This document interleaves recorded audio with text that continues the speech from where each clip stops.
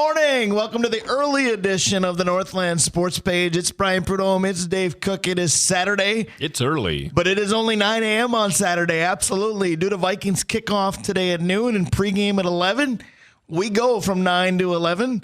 So earlier than normal, as we're usually here from 10 until noon. But Dave Cook, we get to do what we've talked about forever.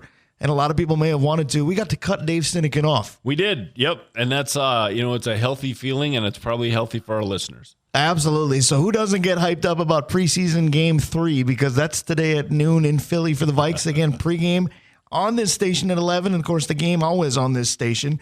And after the game, you'll have fan line. But after the game locally, a little more fan line, if you will. We call it time for 2 more. Steve Patosha and myself will get that going for another season later today. Yeah, no, that's going to be fun. It's time, right? So, one of the most active weeks in the NFL is coming up with the roster cuts and then moving around and setting your 53 and, those sort of things they're fun to watch. It wouldn't be fun if you were getting cut, but it's fun to pay attention and see your teams ready to go. Absolutely, and it always seems like the fans are ready to go. So on time for 2 more later today, we'll take plenty of calls season preview style, because you and I were kind of doing one on the car ride here this morning. We were talking about, will the Vikings be 500? Will they be that good? Will they be better than that? Are they being undersold by the supposed pundits? Always. Hard to tell because of all the roster shuffling that might still come. Yeah, and some of the players that are going to be the ones to watch today are going to be so instrumental in this. We talked in the car. Lewis Seen had 10 tackles, a pick last week, and they didn't put any kind of structure on him, just point and click. Well, if they do it, before last week's game, he was a cut, right? After last week's game, he's like, okay, he's still a cut, but can we trade him? If he has another game like that today, and he's apparently going to play the whole game, do you just say, wait a minute, he's still a kid, he's coming back from the broken leg, we need to keep him? Because that would be in 2 weeks, it'll be as big a change as I ever remember in the roster. Yeah, we will find out what the Vikings will do. But again, you can find out what the Vikings do today in Philly. Again, pregame at 11, kickoff at noon. All of it right here on this station. And that's why we are going now 9 to 11 instead of 10 to noon, which is our usual Saturday time slot. But you used a word, Dave, that segues for me beautifully. You said excellent. You said working on instrumental, and you weren't just talking music. Yeah. You said instrumental in making some different things happen. Back in the day, if there was going to be another sports program on during our normal slot, they would have said, guess what, guys, take the week off because there's something else airing where you normally would. What's instrumental in keeping us on the air and moving us up and making sure we still get some airtime are great sponsors. Let's give them some early love this morning. Absolutely. And let's start with Advantage Emblem and Screen Printing. Yes. Stewart's Bike Sports and Trophies, Comfort Systems of Duluth, Kohler Toyota. Oh, I got a story about Kohler Toyota. We're looking again, right? Because the car, we have the tranny's a little squirrely. And I probably shouldn't have said that if I'm looking for a car, right? But they have all-wheel drive Priuses at Kohler Toyota. And I obviously know about the Prius. It's been around for a quarter century now. The hybrid has been around forever. But I didn't realize they had four-wheel drive ones, all-wheel drive. So it takes that car, which was just kind of a little gas miser car, and now it puts it back in our mindset, because here you kind of need all-wheel drive, and have that car with all-wheel drive. Now you can get gas mileage and the ability to get through the snow. We're taking it seriously in our look, Dana and I. Anyways, Kohler Hyundai, Mike Regan at Christensen Group Insurance, Assisted Living Locators. You can reach them at www.assistedlivinglocators.org/Duluth. Kraus Heating and Cooling, your Carrier HVAC authorized dealer. Mount Royal Bottle Shop, Ferguson Bath and Kitchen, the Blackwoods Group, including their locations on London Road, Tavern on the Hill. So if you're back to college, or it's your first time in college and you caught us, fantastic.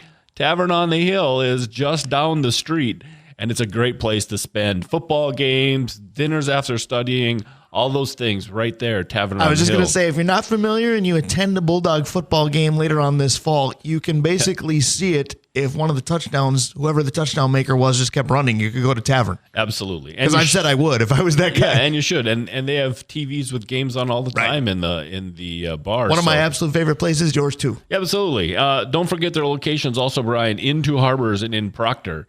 Hoops Brewing, ABS Auto Solutions, and Arola Architecture Studio. So again, very thankful for the continued growth of our sponsorship family, even the new folks like Ferguson and ABS. We appreciate them with all the rust proofing and every service that ABS offers. Again, mention you heard it here, and you get an extra discount courtesy of ABS. So thank you to them, but thank you to everybody on that list. Because, again, that's why instead of taking a hike for a week, we're able to go 9 to 11. You would think, boy, that's pretty good if you get help from 9 to 11 sponsors. We're up to 14. I love the family growth we've got. Isn't it amazing? If we look at that Toyota and we end up buying it, what we could do? We could take it to ABS and have them rust-proof the whole thing, Ryan. Like you said, there's a discount involved if you heard about it on the show. I think that might be a project for weeks to come. Let's think of a way that you could spend a day in this area and partake in everything that every sponsor does. Yeah, I think we could start. Be fun. I think we could start with go buy a car and then find reasons to travel to each one. Yeah, no, I agree. I think that would be fun. It would give you an excuse to buy a car and run up to Two Harbors for dinner. There you go. So again, we'll be here with you for the next couple of hours, but it's a different couple of hours for us, and we're going to make that our emphasis for our opening topic today because we thought about, okay, we can talk about things that are too early because Lord knows in sports we tend to make judgment a little too early. We can talk about, well, this game's over, and in Minnesota fashion, we have the pessimistic lack of hope that our team will ever make said comeback, or because we want excitement so easy, we get a big lead and go, finally, this is going to be the time that they get this done. And then we know in Minnesota fashion that that's not true either. We start chipping away. But then we thought about, you know what? That's just more reason to spotlight Minnesota negativity, and we don't necessarily want to do that. So we kind of went Sesame Street on it. And what I mean by that, Dave, is you remember watching Sesame Street as a kid? I do. And at the end, they would say, today's show was brought to you by the letter S and the number 9 and things of that nature. I was going to kick out of that at the end. Well, it's kind of what we're going to do today because we're going 9 to 11. So the opening topic today is going to be brought to you by 9, 2, and 11. Yeah, I think the alliteration with the number 2 and the word 2 was especially impressive, Brad. I was going to say, tell PA about that when he tweets every time. Join me from 9 to noon, but he tweets 9, 2, N-O-O-N. Yeah, well, now that's what you did. Right. So congratulations. So everybody that likes to say all you do is parrot what PA does, congratulations. This week, you're right. I am Duluth's version of Mike Wabshaw used to be the parrot for PA. Wabi. Yes. Gosh, what is Wabi doing? You have any idea? I don't know, but there were times where we used to ask that out loud. Yeah, that's What is true. Wabi doing? Do you have any idea? That's true. All right, so what we're doing is we're spotlighting 9, 2, and 11. And as we normally do, we're going to do it to the 4 major men's sports teams. This is your wheelhouse. But it's going to be interesting because we can do historical, we can do current, we can go away from Minnesota, we can do national, we can do yes to all. Do we want to do it in 9 to 11, or do you want to do it in numerical order? See, this is Sesame Street. See, and I don't think we have to come up with 3 for each because that'll take way too long. We do have guests that are willing to join us early. We've only got 20 minutes before we need to get to them. I think we need to say what's at the forefront of the mind. Is it a 9? Is it a 2?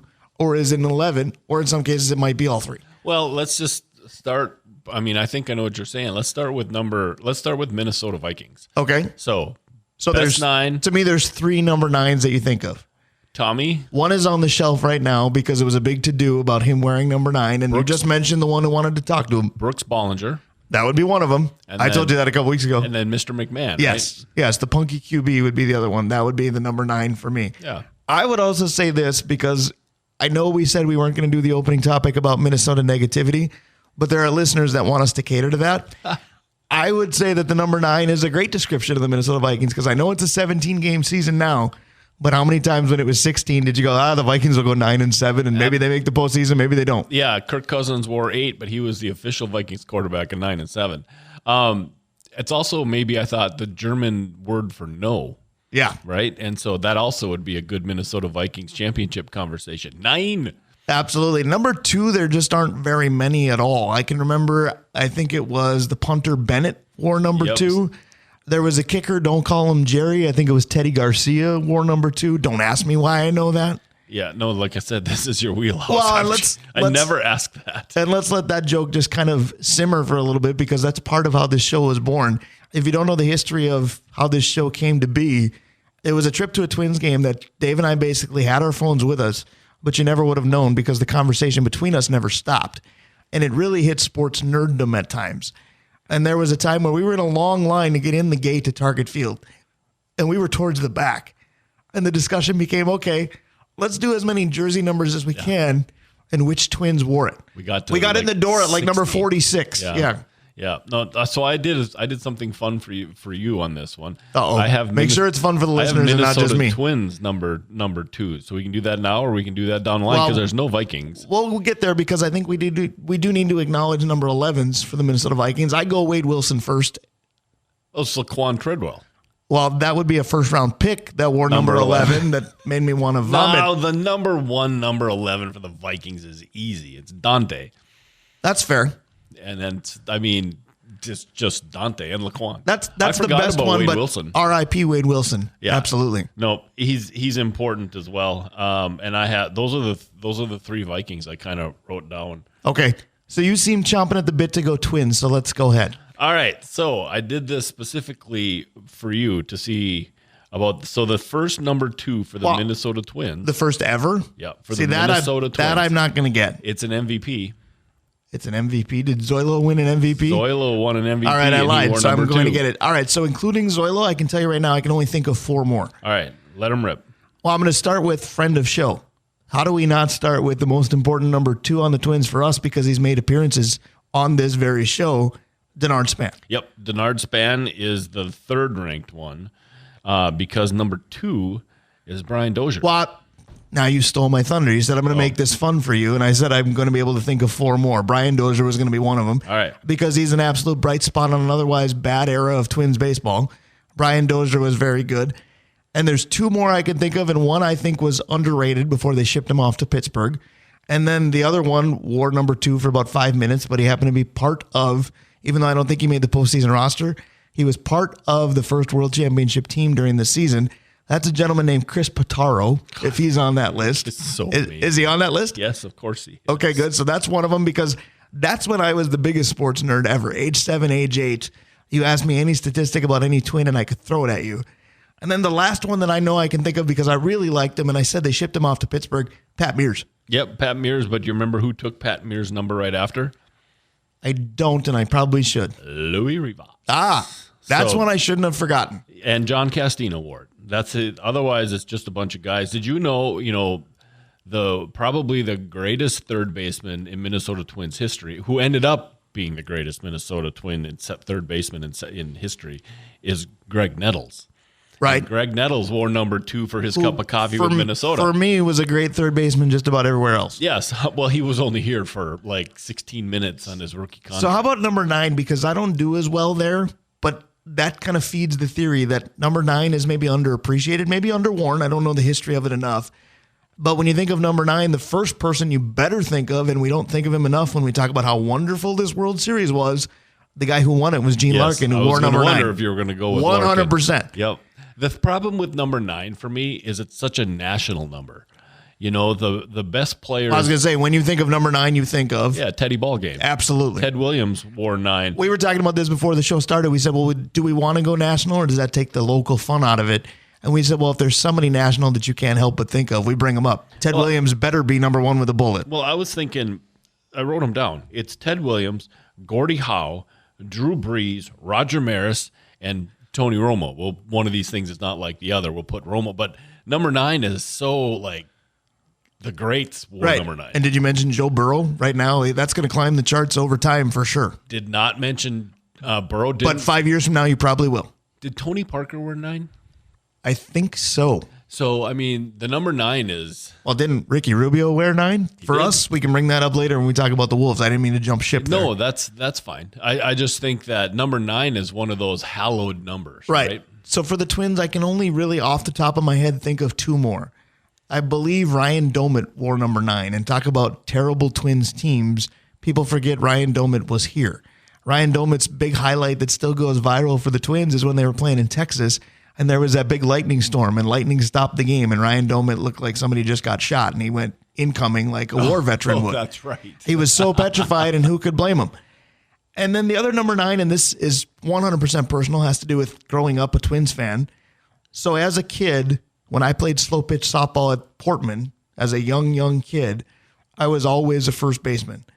And so you mimicked your favorite Minnesota Twins first baseman, and my first one would have been Kent Herbeck, but obviously he wore 14.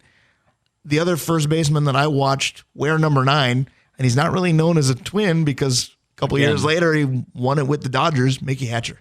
Oh yeah, Hatch. He was the first DH I remember that fell out of bed hitting. You know, there used to be just guys who'd swing from the heels, and Hatch could hit. Right. So Hatch reminds me of Robbie Grossman. For those who are Kind of does. yeah, he could play outfield because you needed 9 You guys. wanted him because you wanted the grittiness, but if you wanted star-studded stats, try that 10 times fast. You're not going to get it. Yeah, and he hit enough that you had to play him. And so, I mean, Hatch was and Hatch was the guy where you said, well, DHs are supposed to hit home runs. What's this all about? Right. But he was on base all the time. So you talked about first baseman who could hit a little bit and national number. What about John Olerud? Wasn't he a number 9? I think he was. He stuck out to me because of obviously wearing the batting helmet in the field. And then for me, everybody knows about Teddy Ballgame, etc. The real quest for 400, earliest in my life, was watching John Olerud for a season or two. Was he going to get it? Oh yeah, that's true because he was that guy. Now, somebody needs to Google that for me because if he's not number 9, we just gave John Olerud some bonus radio here on the Northland Sports page, but I think he was. All right, I'm just going to give you a quick little list of guys who wore 9 for the Twins, starting with Billy Gardner, the player. There you go. So Rich Rollins wore, Larry Heisel wore for Underrated. a long time. He might be the most famous number 9 that we got here. AJ wore number 9 for a year. Yeah, you were right with Domet, and Matt Belial wore it. Oof. So, I mean, it really hasn't Mickey Hatcher didn't make the list? Arnold, yeah, but we talked about him. What is the shortstop for 1 year? Simmons. Oh, Andrelton Simmons. Yes, I wasn't going to even Everybody used the liar joke. Simmons is old. Yeah, no, he wore 9 too. So, I mean, 9 famous worldwide, not so much with the Twins. So I really struggle with 11 for the Twins. I told you if you throw 11 at me, I'm going to come up with terrible catchers because I think Tom Nieto and or Mark Salas wore 11 at some point. Let's take you another step. How about Sal Butera? Yeah, there you go. All the You got any 11s on the list that stand out as being any good? I do. Nobby. Oh, yes. We talked about him, too. I'm disappointed we didn't bring him up. And Nobby was replaced by Jacques Jones. Yes. So, I mean, that was a pretty good run. So I epically failed when it came to number 11. That's a pretty good run for 14 years. Nobby and Jacques Jones back to back. And then we forget because he was here for so long and then gone, Jorge Polanco wore 11. That's right.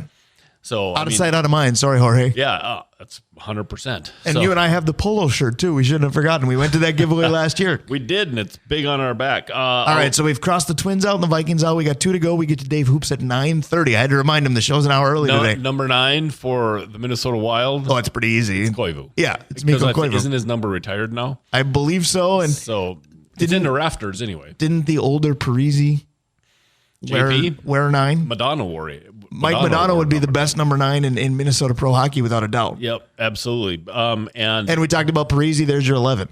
Hell yeah, that's good. I don't have any idea who wore number 2. Did Willie Mitchell wear number 2? He did. That's a good call. My first favorite number 2, I think you'll like this, was Darian Hatcher. Yeah, Hatcher. Didn't the coach of Edina, didn't he wear number 2? Kurt Giles was certainly a number 2. He wear yeah, okay. Yes. So how about that? I can't tell you a Minnesota Wild, but I can give you a couple North Stars. Right. So we can gloss over that one and get back on schedule pretty easy. Yeah, absolutely. So now we're going to the Timberwolves, which is also tough, but you talked about jersey retirement. That makes number 2 really simple because there weren't any after this. Tragic story, very limited Timberwolves career, but you look at the Target Center rafters, Malik Sealy's jersey staring at you. Yeah, and that's hopefully one of the reasons KG comes back at some point because that was his guy. So yeah, that is the one because before then it wasn't very good around here, and afterwards it was him. Right. And then you look at number 9, and I brought it up. I'm fairly certain Ricky Rubio wore number 9 for the vast majority of his career. And I said last week that, fans love him, and I roll that how much love he gets. I understand some, but I think it's a little bit overrated, dare I say. But when it comes to number 9s, he can't be. Careful now. I'm one of those guys. I know. Rubio. You know when they say know your audience? We make limited eye contact during the show, but I stare deep into your pupils on that one. I'm trying to think. There had to have been a number 9 in the original Timberwolves lineup, and I don't remember who it is. Todd Murphy? That's a good pull on just a player in general. Yeah. You had your phone out. Check it out. I didn't look for Minnesota Timberwolves, though. And 11 is not really a well-known national number either. That's the other thing. I thought we would come up with more national players that wore 9, 2, or 11. Well, I got number 2 for the National is Jeter. right? Yes, 100%. It's Jeter and it's Matt Ryan, and after that, it's a bunch of kickers. And the fact that Matt Ryan got even in a sentence with Derek Jeter, Matt Ryan should be sending you royalty checks. Now, for sure, we're talking about the number 2. Right. Because Matt Ryan's career ended looking a lot like number 2, if you know what I mean. Yeah, no doubt it did. So yeah, I think that number 2 is really limited, and Jeter probably wore another number, but 1, 3, 4, 5, 7, 9 are all retired. Well, the interesting thing when you bring that up is, we'll be with Steve Potosha later today because I have time for 2 more after the Vikings game. When you look at the New York Yankees and how many legends they have wearing any jersey number you want, you can find them all. 8's retired too. That's Yogi Berra. Right. All right. So you and I missed on a number 11 for the Timberwolves. For the Timberwolves. All right, give me some hints. Nas Reed wears 11? Yep. That tells me how little I pay attention to their jersey numbers now. And just know them facially. Yeah, I just think it's really interesting that we miss. I think it's easy for us to miss what's right in front of us sometimes. Well, can I give you one that's a bit of a stretch? I know it's not a jersey number that a player wore, and a majority of what we've done is this, but it looks like you just had a oh no moment, so go ahead. Brad Sellers. He was the guy from that first group. The former Detroit Piston, Brad Sellers? Yep. Okay, so since we're talking Timberwolves, I'll segue off that because, again, majority of what Todd Murphy wore 9. Did he? Good call. That's a great call by you. So majority of what we've done is jersey number related, but I made that little quip about number 9 is great for the Vikings because that's the number of wins they got too often. How about this? The Timberwolves too for a while. But right. Yeah, 9 and 73 was a great season, right, Kurt Rambis? Yeah. But what about, so number 2 is retired, but I'm going to throw out a number 2 that was a mistake by the Timberwolves, and we love to malign any draft pick where they swung and missed. We mentioned Ricky Rubio, and he's well loved, but everybody talks about that draft.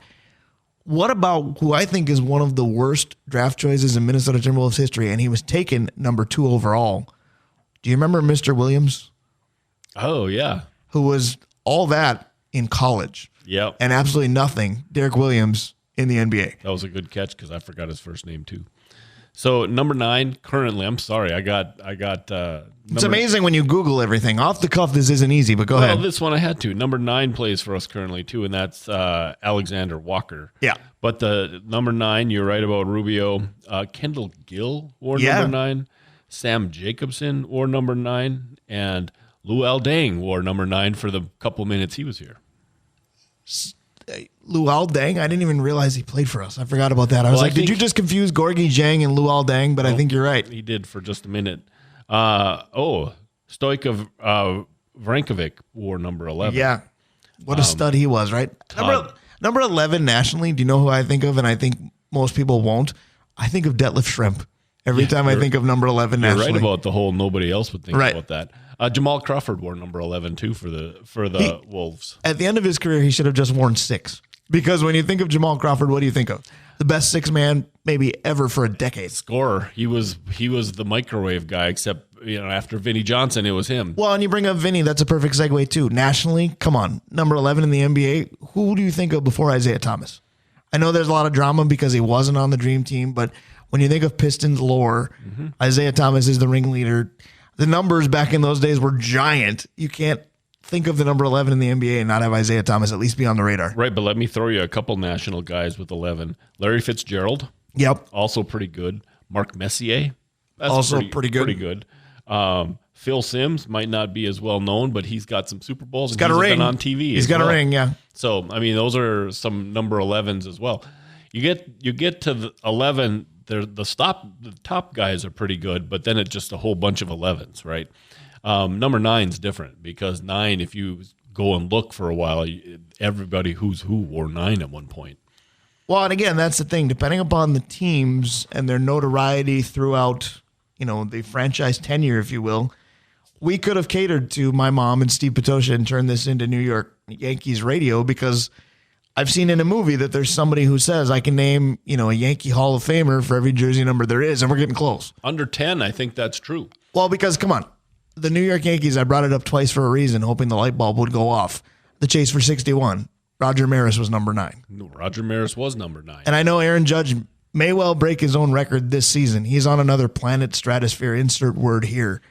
But Roger Maris made us all familiar with what was the magic number for single season homers forever. Yeah, 61, and now it's 60. And pretty soon it's going to be 75 because Aaron Judge just keeps doing what he does. The part that's interesting about this home run race is how similar it is to that home run race because it was Mickey Mantle. Don't forget, Mickey got to like 59. Well, the problem is going to be that pretty soon Aaron Judge isn't going to have a running mate. It's going to be Aaron Judge against Aaron Judge. I think it already is. Well, I think Soto's got 25, 26. Right. So but do you know how far behind Aaron Judge that currently is? He's half. But seriously, it could be 70 and 55. It could. Which is, also the magic numbers. And let's hope it's clean because how cool would that be? Because you and I watched an era where home runs were flying out of the ballpark, and then a few years later we found out why. Let's see if we can do this real quick because the Yankee numbers are pretty famous. It's Billy Martin at 1. Right. Jeter at 2. Ruth is 3. Gehrig is 4. DiMaggio is 5. Yep.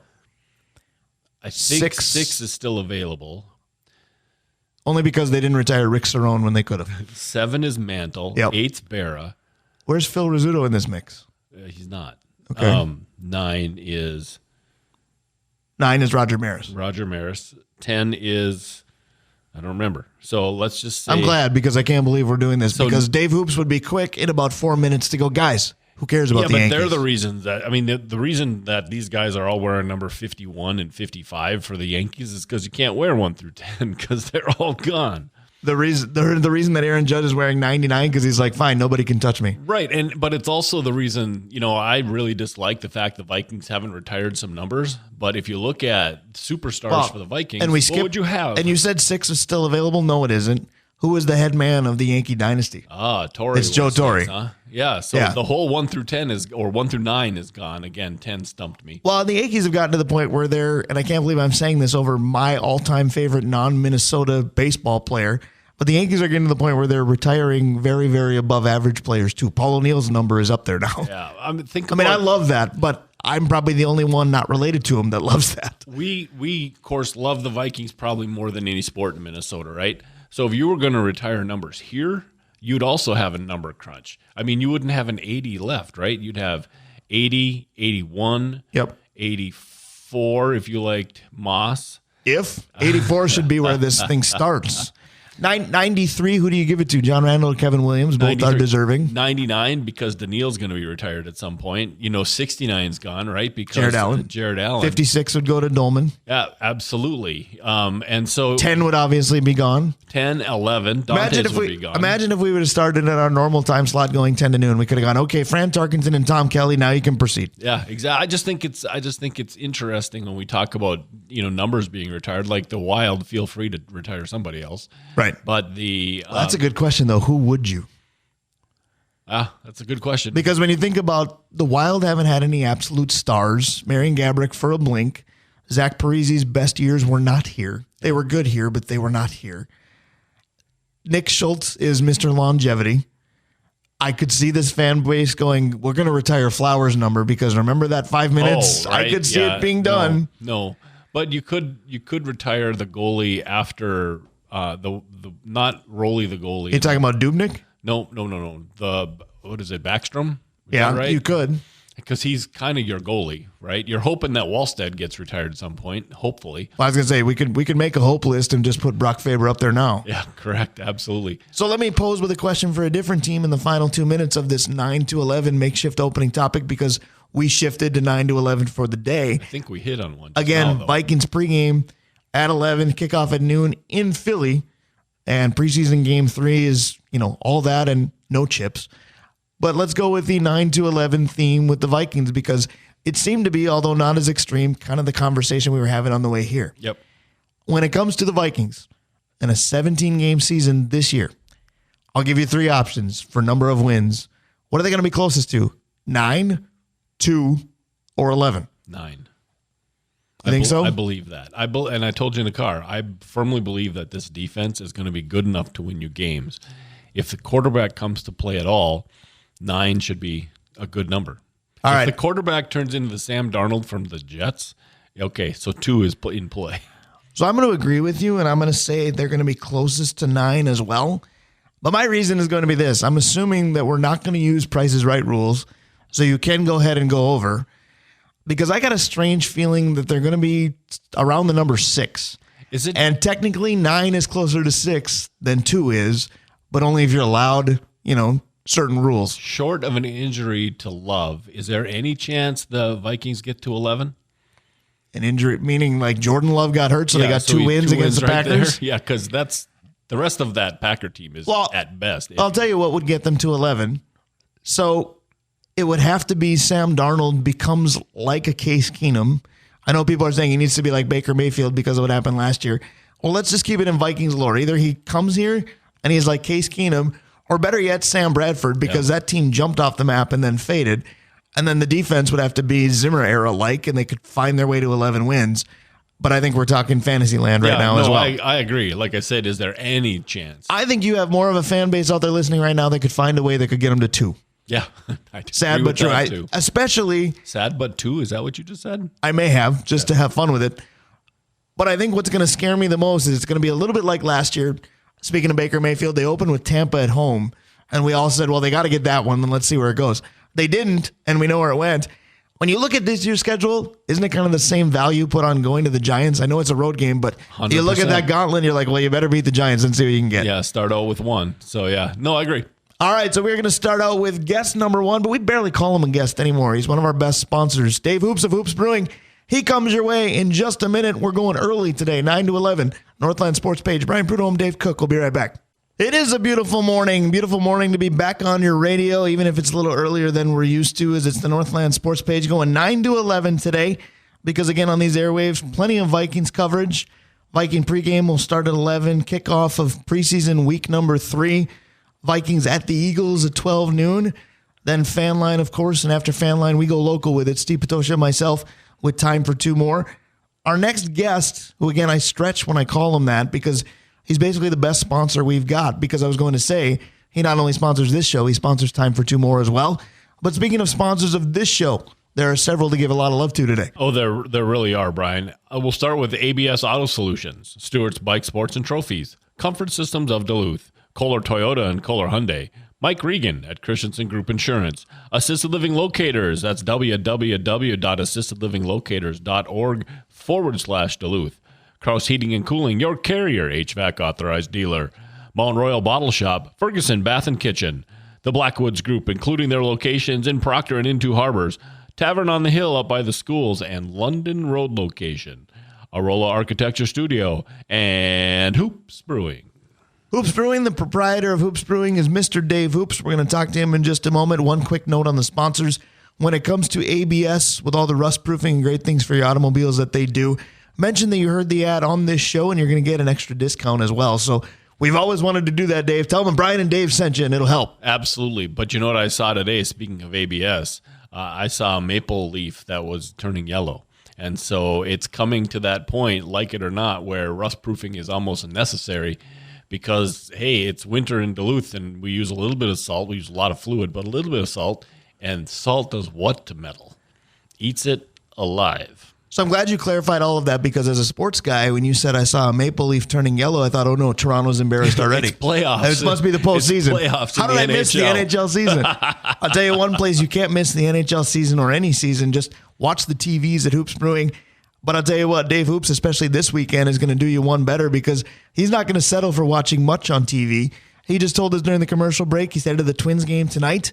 I don't know if he was a Sonny Gray fan when he was with the Twins or not, but Dave is going to get to see Sonny pitch for the Cardinals tonight. You did say he's a good weather guy. So he is a good weather guy. It's certainly a ray of sunshine, so hopefully Dave Hoops puts that in his back pocket and Sonny struggles tonight. But Mr. Hoops has got a great weekend. He's got the Twins tonight, the State Fair tomorrow, and he made some time for us this morning. Dave Hoops, good morning, buddy. Good morning. Yeah, it's going to be super fun. Plus, Pablo's pitching tonight, and it's a must-win.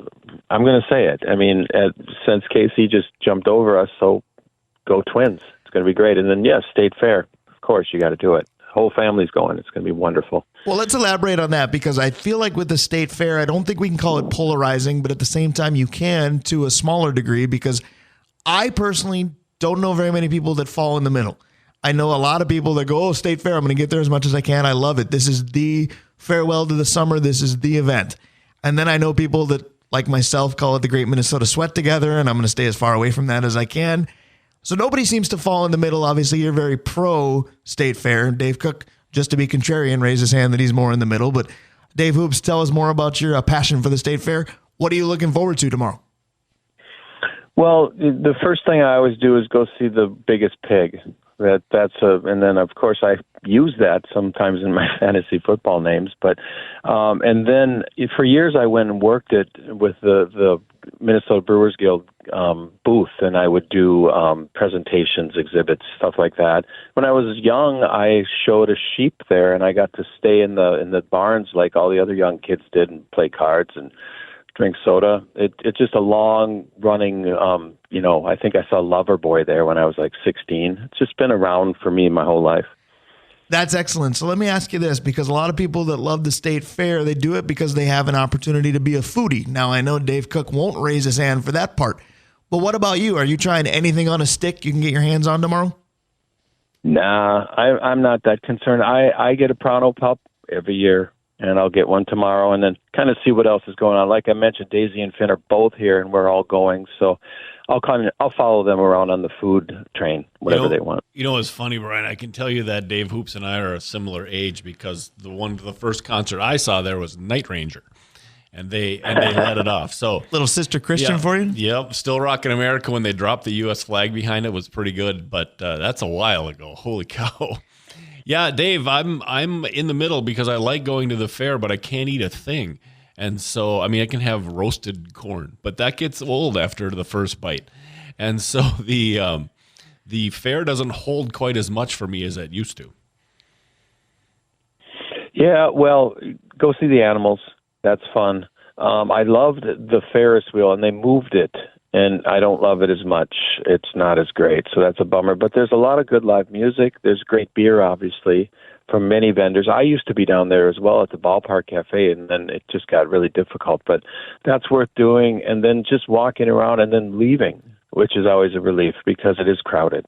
There's all that. That's where I got Dana's Niederreiter shirt. There you go. And Dave Cook, I just want to clarify, when Dave Hoops said go see the animals, that wasn't another concert suggestion, by the way. It could have been, most of them are dead, but it's not. Yeah, it would be very difficult right now. Well, and the thing he said after that would be correct as well, because one of their most famous songs is "We Got to Get Out of This Place." No doubt.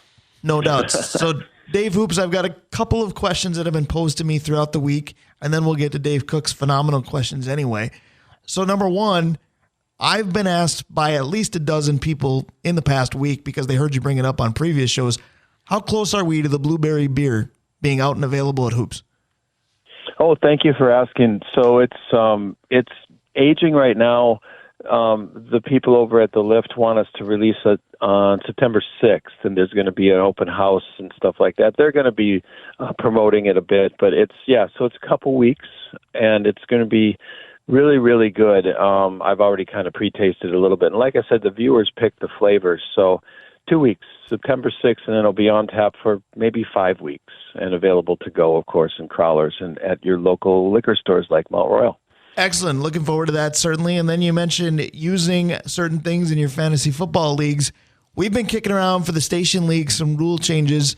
I'm not going to ask you to, vote on it publicly right now, but tell me what some of your favorite ways to play are, because we were kicking around a lot of stuff in our group chat yesterday.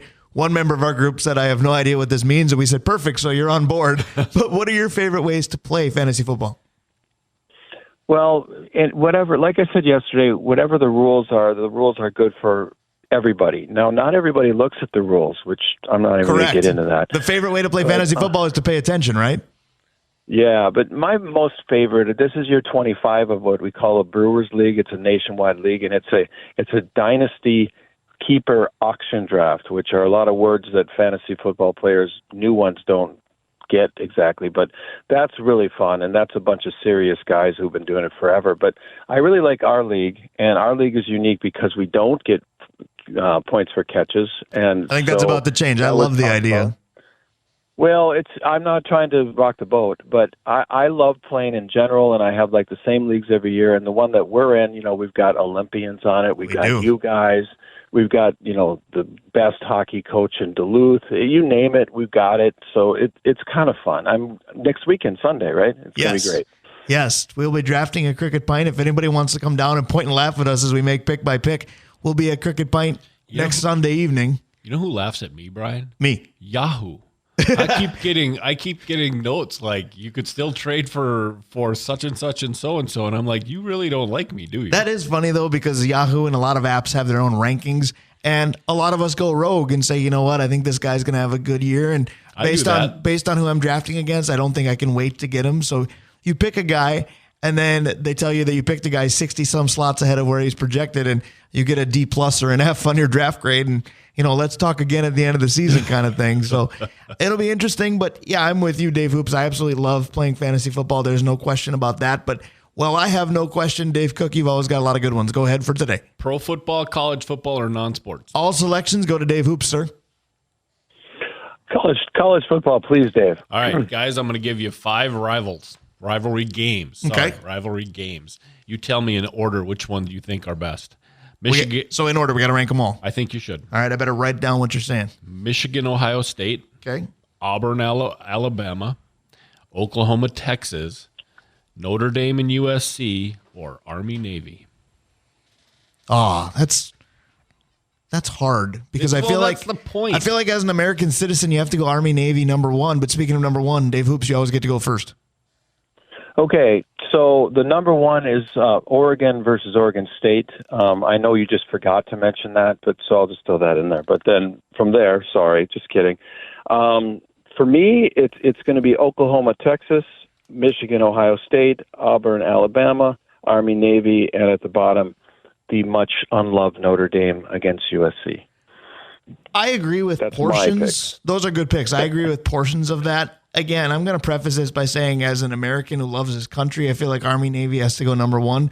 But if you're interested in high-level college football, it doesn't. Correct. So based on high-level college football, I'd put Army, Navy probably at the bottom. Based on the year 2024 versus the year 1994, if I do this from the bottom up, the next closest to the bottom would be Notre Dame, USC. This isn't Todd Marinovich or Tony Rice anymore. I think it was more fun when it was. Although those two teams are stacked this year, that game should be fun. If I lived closer to Oklahoma or Texas, I would rank it higher. I don't. So while I realize geographically they get into it, I don't. So that would be the next closest to the bottom for me. Bama Auburn is excellent. I mean, I think it's super good, and we're still watching miracle finishes from years ago. And then speaking of still watching miracle finishes from years ago, Florida State, Miami tops the list for me. Yeah, I think that for me, Michigan, Ohio State's first. I forgot to put them in there. Just put them in the middle somewhere because, well, it's the best rivalry in what was the Big Ten.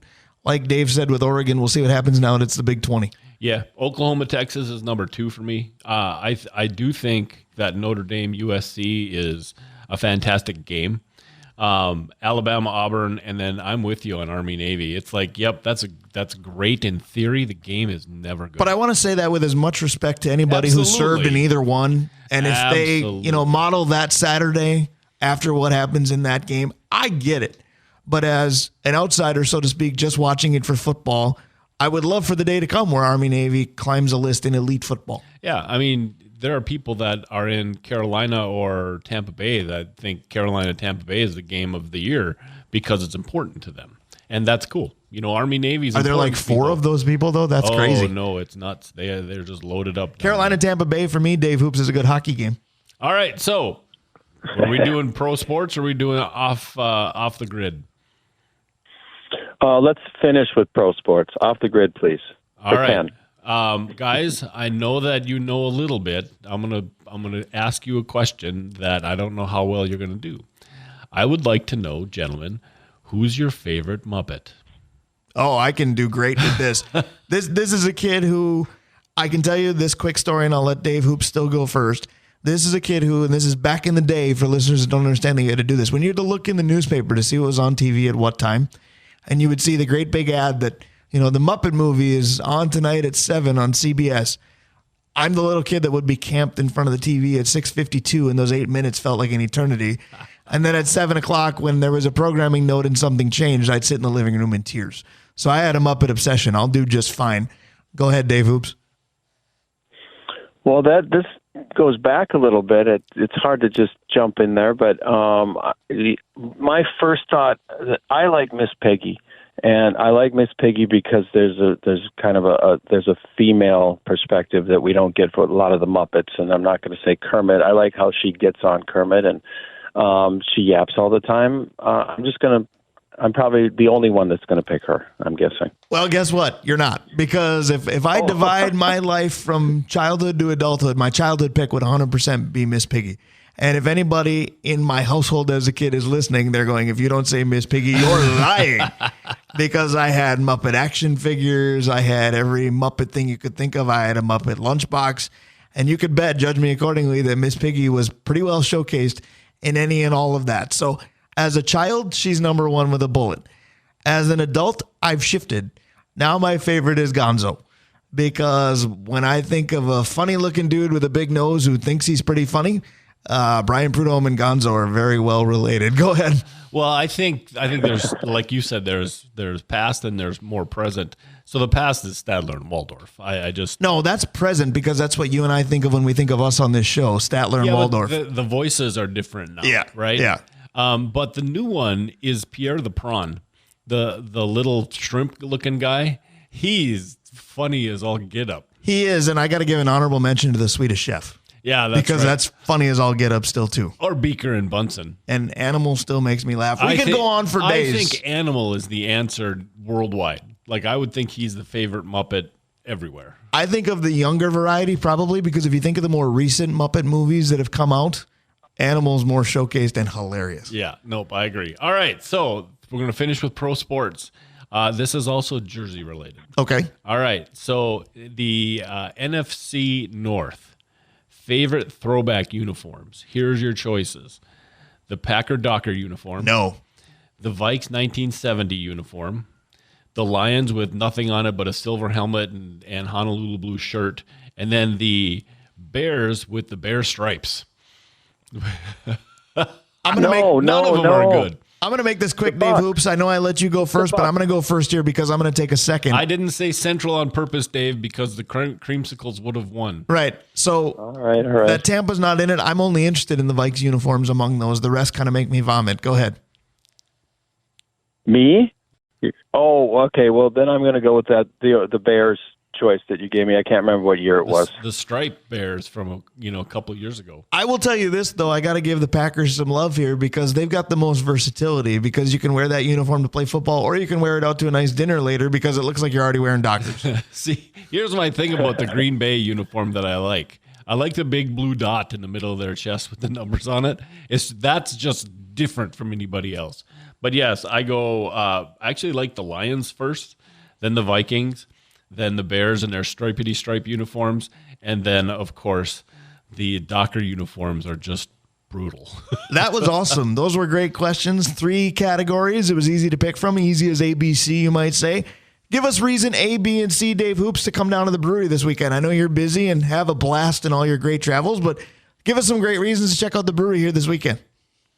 Well, thanks, guys. Number one, tonight we've got that big Twins game, and we've got a really big Lynx versus Fever game, which is going to be, it matters right now. And the Maya Moore jersey retirement, too, yes. Yeah. So that's it's all about that tonight. And then I just want to mention now, it's every second Wednesday is bingo now, starting in September. So just look on your calendar. And then we also have Rink Rat coming back, the new for the rest of the fall and winter. So that's a really popular beer. And then we mentioned the new blueberry beer. So come on down, hang out, and of course Monday is trivia, Tuesday is cribbage, Thursday is vinyl night. So we've got a lot going on. Great stuff as always. You talked about popular. You are a popular segment on this show, my friend. Thanks for another great Saturday. Have a blast this weekend. We'll talk next week. Can't wait. Can we do the NFL preview next week, yeah? I think we either can do that or we could actually do the NFL preview the day before the season starts, which the season starts for the Vikes because the season starts Thursday the 5th. We could either do NFL preview next week or we could wait till Saturday the 7th with one game under our belts. Might have to put a Twitter poll out there, let the listeners decide. But I like your style, Dave Hoops. Let's talk soon. All right. Thanks, guys. Have a great day. Have fun at the fair, Dave. You as well. That's Dave Hoops. That's our guy, one of our great sponsors. We will be right back. Stick around. Now, I doubt that. The number of women that have ever wanted me is a very low number, and the number of people that have told me I'm shy is even lower. But I love that song, 123 by Gloria Estefan and the Miami Sound Machine. We've had some fun with numbers here on the show today. because the show shifted in terms of number for time slot. We're going 9 to 11 instead of our usual 10 to noon. Back to normal next week, but this week, of course, Vikes pregame at 11, Vikes kickoff versus the Eagles, preseason game number 3, that'll be at noon, and then time for 2 more will be after fan line, so we'll take your calls. We'll talk about season preview type stuff and how excited we should or shouldn't be about the Vikings going into this season, whether you're buying or selling the product that the Vikings are putting out. Sounds like a segue to play buy or sell. Are you ready to do that? It most certainly does, Brian. Let's start. All right, so here's how the game works if you're new to the equation, or if you're just tuning in or getting ready to tune in because you're thinking, hey, they start at 10, right? So here's how it works. I'm going to give a statement about each of the 4 major sports leagues. If Dave agrees, he's going to say buy, and he's going to tell me why. If he disagrees, he's going to say sell, and he's going to tell me why. He's got 2 responsibilities. Those great takes for 1, but for 2, and maybe this should really be number 1 because it determines the game, he gets to pick the order in which we play league by league. The National Hockey League. You love to do that one first because you say there's nothing going on, and you're absolutely right. And I sit here going, I hope he doesn't pick that one for a while because I got to think about what I'm going to do. So my hockey ones, admittedly, are getting weaker and weaker, but we had to go earlier today. And even though I'm usually awake and fully functional, I'm not exactly pleasant earlier in the morning. So I'm going to preface each of these by saying there's a little bit of an ornery nature to each one. So here's the National Hockey League 1. With the Minnesota Wild, again, everybody's looking forward to next year because money to spend and it'll just be a different team. The problem, perhaps, or at least in the mind of some for the Minnesota Wild, is while they've never been great, they've never been bad enough to have resources, i.e. draft picks, to get great. This would be another coin flip of a season. So buy or sell that you would prefer that the Wild really struggle this year than have moderate success. I'm gonna buy that, and you knew I was gonna buy that. I would buy that because that means that I would think that means that some of the kids come up and play and maybe struggle a little bit, but they're in the NHL. So then next year, when we are able to spend some money, our kids are more seasoned, and so all of a sudden everything comes together. Plus, like you said, a high draft pick. Even in a weaker draft, and I don't know if this one's weak or not, a high draft pick is a better chance to hit. And they could also use some additional blood in that. I'm going to buy too, but I'm going to buy having buyer's remorse because there's no part of me that sits there and says, I'm going to cheer against my team or I'm going to be happy when the team loses. That's true. Because I have a big struggle with that because I think we hear about it more in the NFL than anywhere else. Because in the NFL, your season can be over 10 games in with 6 or 7 to go and you're going just tank and let's get to number 1. And I get it and I respect it and it's a knowledgeable take, but it makes it really hard to be a fan. And you can put a lot of labels on me. You can call me an announcer. You can call me a talk show host. You can call me a lot of things that I can't say on the radio, but I like to call myself a fan. And to cheer against success of the teams I support is a weird feeling. No, but just let me finish. I'm going to go Ross Perot. Can I finish? But I'm just going to say I'm buying for everything that you said because going into financial freedom with a top 5 pick versus going into financial freedom having been a bottom seed, bowed out, and then having the 17th pick is just completely different. So I think the key word for me is I said moderate success. And yes, I would rather they struggle than have moderate success. Obviously, if you get in the tournament and make a run, let's go, let's have fun. But I'm buying with buyer's remorse because it doesn't fit my personality. So I didn't mean for you to argue with me. I'm just justifying everything. No, that's fine. We can argue for a second on this because I think that another year of mediocrity costing us then next year another year of mediocrity because all of a sudden we're in the last year of all of our no-trade brutal contracts. I would rather see them not be good knowing there's something coming than to be mediocre and just mediocre again. And again, I'm not even going to argue because I have nothing to say against that rationale. I'm just saying for me as a fan, I struggle to sit there and go, hey, the Wild have lost 5 in a row. Isn't that great? You know, I can't be that guy. No, I agree. All right, so 1 down, 3 to go. Yep, we're going to go with the National Basketball Association. All right, so the Minnesota Timberwolves are obviously, and all you got to do is look at the national TV schedule, obviously considered one of the contenders, one of the big up-and-comers, dare I say maybe even one of the best teams in the National Basketball Association now. And the fans are starting to notice both here and beyond, and there hasn't been this much Timberwolves love since we had the big ticket. Mm-hmm. Speaking of ticket, if you had a free ticket to either the Vikings, Wild, Twins, or Wolves. Buy or sell, the Wolves would be the one you'd take first. I'm the terrible person to ask this question to. But you're my only option. Know your audience? I've got empty chairs throughout the studio. I know. I would not want a Vikings ticket. I've done that. It's not the experience. I'd probably still go to the Wild because I like the rink. The Twins are fun if the weather's nice, and you can't predict that ahead of time. And I like the Wolves a lot. I don't like Target Center. And so it's Wild, Twins. So you're going Wolves. to sell the Wolves concept. Yep, I'm selling the Wolves because it's Wild, Twins, Wolves, Vikings. All right, so I'm going to buy that the Wolves are the team that I would go to first. And again, there's a key word in how the question was phrased.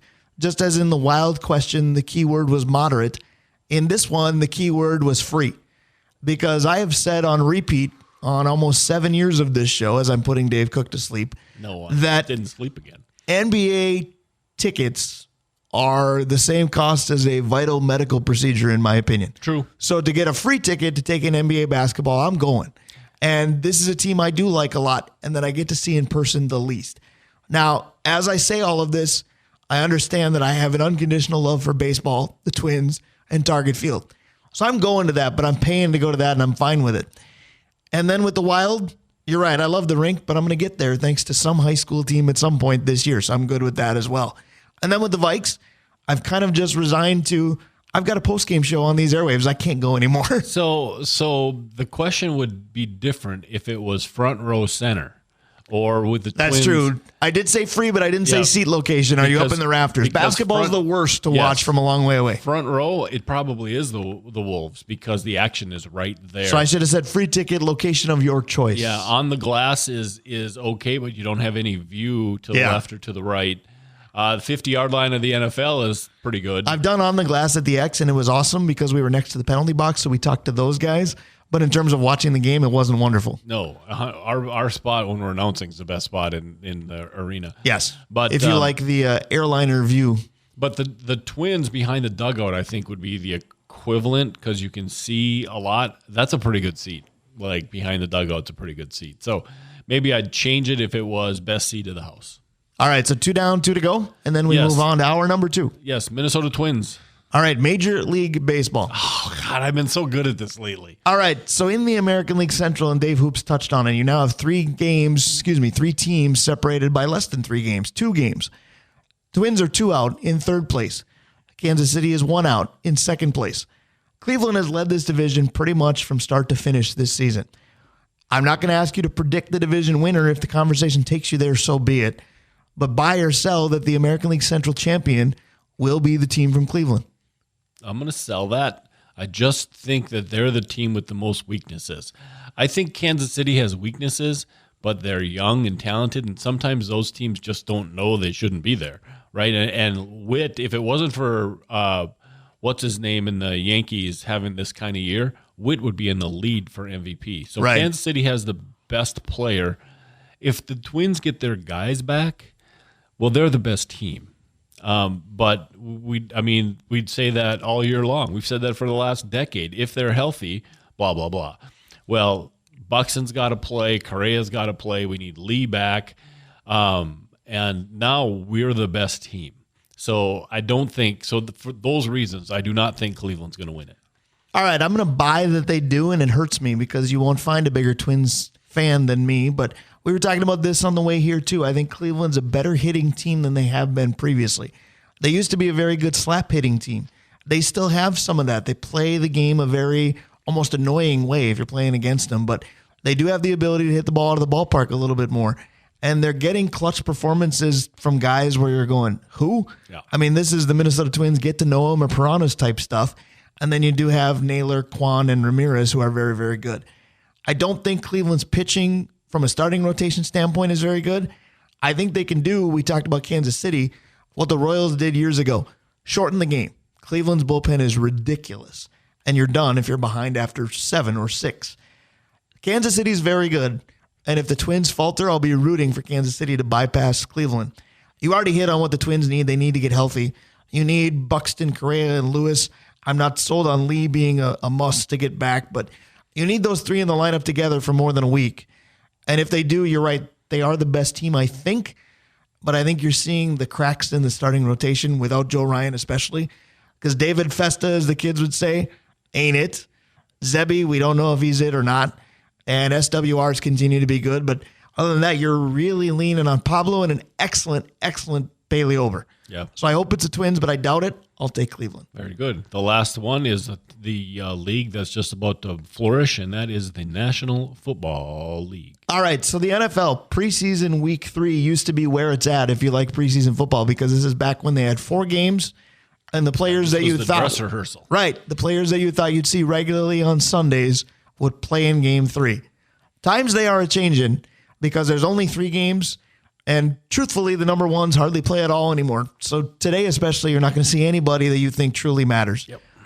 So with that said, have we reached a point, buy or sell, that the NFL should even have a preseason? Oh, I'm going to buy. They should have a preseason because, one, the bubble guys would never get a chance to play, right? They'd be picked in practice. And how many gamers have we ever met that practice wasn't their best thing, but they could play? So I don't think we're not going to have a preseason. The question is going to be, do we televise those team practices when they play another team?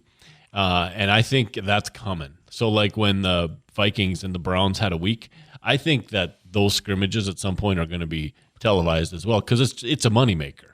Right. So you nailed it because the name of the segment is buy or sell, and I was going to ask you, can I just take both? Because I'm going to sell that there's a need for the preseason, and you just said why.